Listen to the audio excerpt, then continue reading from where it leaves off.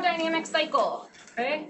A thermodynamic cycle is a set of reactions in which reactants and products are connected in two different pathways, and the total free energy change is the same for either path, okay? This makes sense to us because free energy is a state function, okay? So we can kind of look at this figure here, think back to the PV diagrams, okay? These have the same starting point. And I mean, right now it's not a pressure volume position, but there's some initial starting point, and whether I take path 1 or I take path 2, I finish in the same spot. So the delta G needs to be the same either way I go, okay? And the reason we might want to use a thermodynamic cycle to think about, for example, synthesis of a complex molecule is it's very difficult to measure free energy of formation for a complex molecule from all of its elements in a single step, okay? Getting that free energy of formation, for example, for glucose, going from here to here is not very straightforward, okay? So to simplify the problem, we break the formation of the complex molecule into a series of intermediate reactions involving less complex molecules, okay? So here we just have an arbitrary example, right? Just we're trying to make Z from its elemental constituents A, B, C, and D. And so we could have, for our cycle, the first step could be the synthesis of A plus B makes X, okay? So let's say these are the elements that make up X. So the change in free energy of formation for X would be given by this step. Then let's say we have another step where C and D react to produce Y, okay? And then we have X and Y can react to make Z. And this reaction here, okay? And the sum of these three, okay, should be the same. So this is sort of like the Hess's law extension to free energy. Okay? There's no name for it. Hess was heat of summation. This is a similar thing, right? Whether it's this one step or whether it's this process that goes through 3 steps, if I sum these up, they're going to be the same as this. So like I said, recall Hess's law, a total enthalpy change of a chemical reaction was the same, one step or many. This is an extension of that. So here we can have, on our free energy curve, A, B, C, and D are obviously elements. Okay, that's why they're 0 here. And we can have a free energy of formation of X. So given this figure, is the formation of X favorable?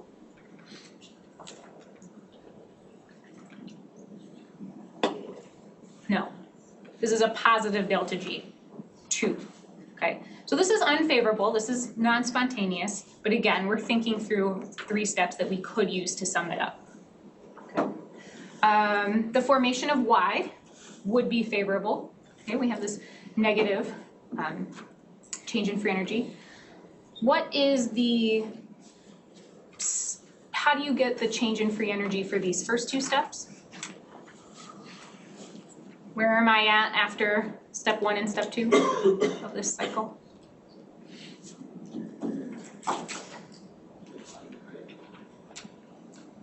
Imagine this is like a curve and I'm going along and I have some intermediate, I make this, right? Now I'm down, here. I would be at positive 1. Add them up. Okay. The free energy change for just the steps X and Y, that net free energy change is +1. Okay. And then I also have some different free energy change associated with this last step.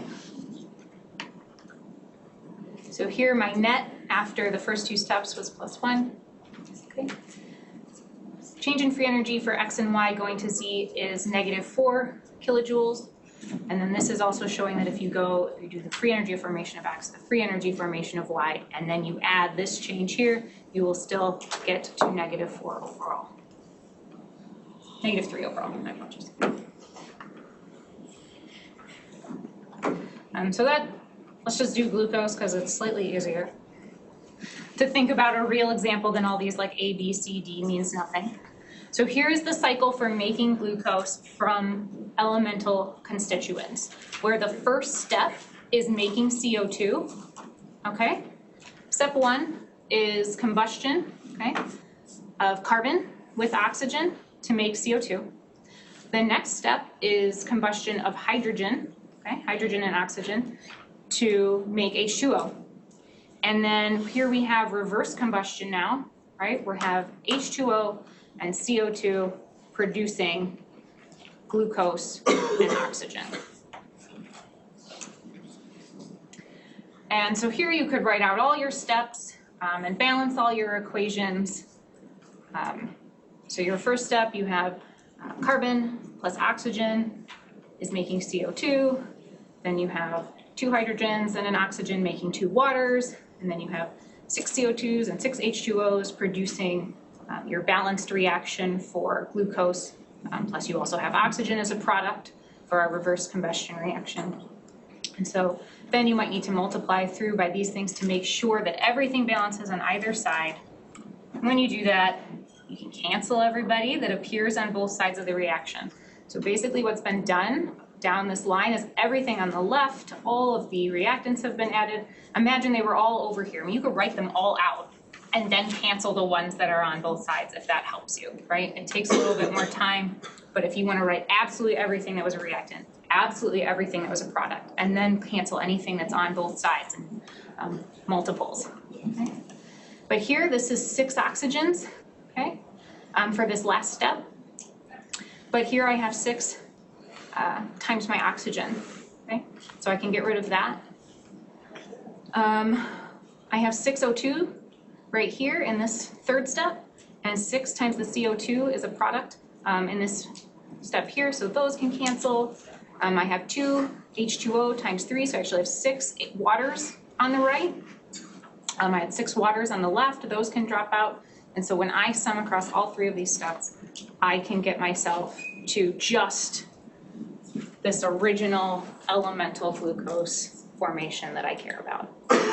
So one of the things you will be asked to do on the homework is use something like this to get yourself the reaction it asks for. You're given 3 steps and you need to put them together in some series to get the final reaction that's been requested, right?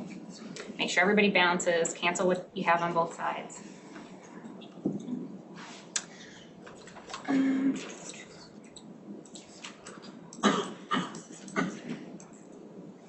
So as we go around this cycle here, we're assuming that we can get delta G of formation for each of these steps. If we were unable to get the free energy change, what we could do is do the enthalpy change and the entropy change separately and then use them to calculate the free energy change and then use the free energy change to calculate the last steps layered in, right? So here we go around the cycle just for enthalpy, okay? Then you go around the cycle just for entropy, and then you make sure it matches the cycle for free energy. So here we have our combustion step. This makes sense, again, that it would be negative. We're making some bonds and forming CO2. Here we have the hydrogen combustion step. And again, these numbers are, if you don't need to like know them by heart, anything like that. Here for the reverse combustion, now this one makes sense that this would be unfavorable. We know that combustion is expected to be exothermic. So now we have this term as endothermic. And if you sum all of these values up for enthalpy at each of the steps, you should get negative 1266 kilojoules for making 1 mole of glucose, if you could do it through one step. I already answered this earlier, but here it is again. How do I measure this stuff experimentally? Calorimetry. Calorimetry, there you go, the one-word answer.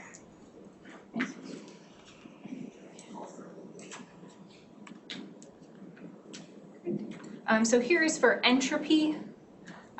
This one's kind of weird because it isn't shown as a cycle anymore.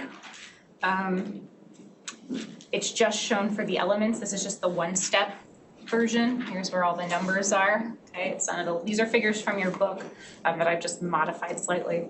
But here the entropy change of formation for the glucose would be given by the product as just glucose. So we have the entropy of glucose is given here. Okay. And then we are subtracting from that. Note that all of these are positive now. Entropy is always positive.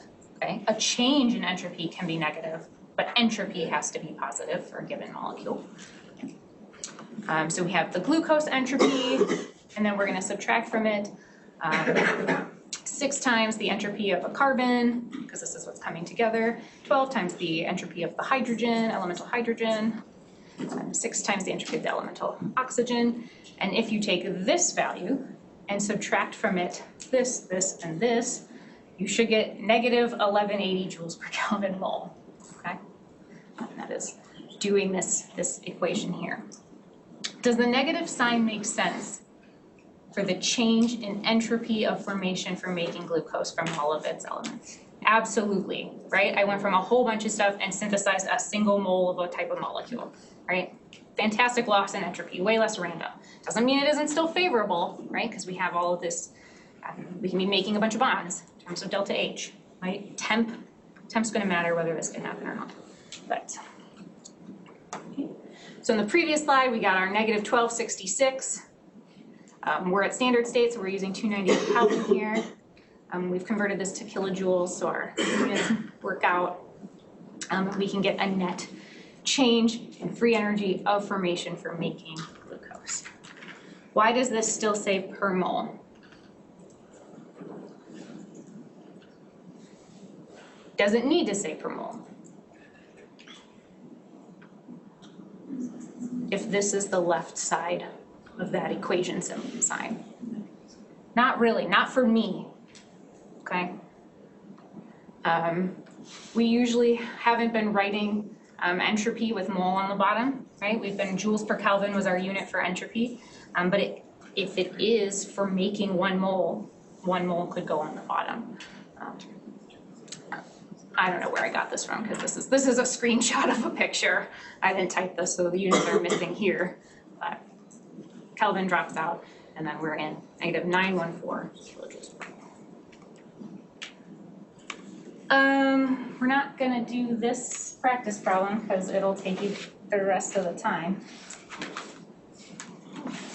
But this is for you to do on your own time and fun. This is an old homework problem. The eyes have the answer, so you guys can use it for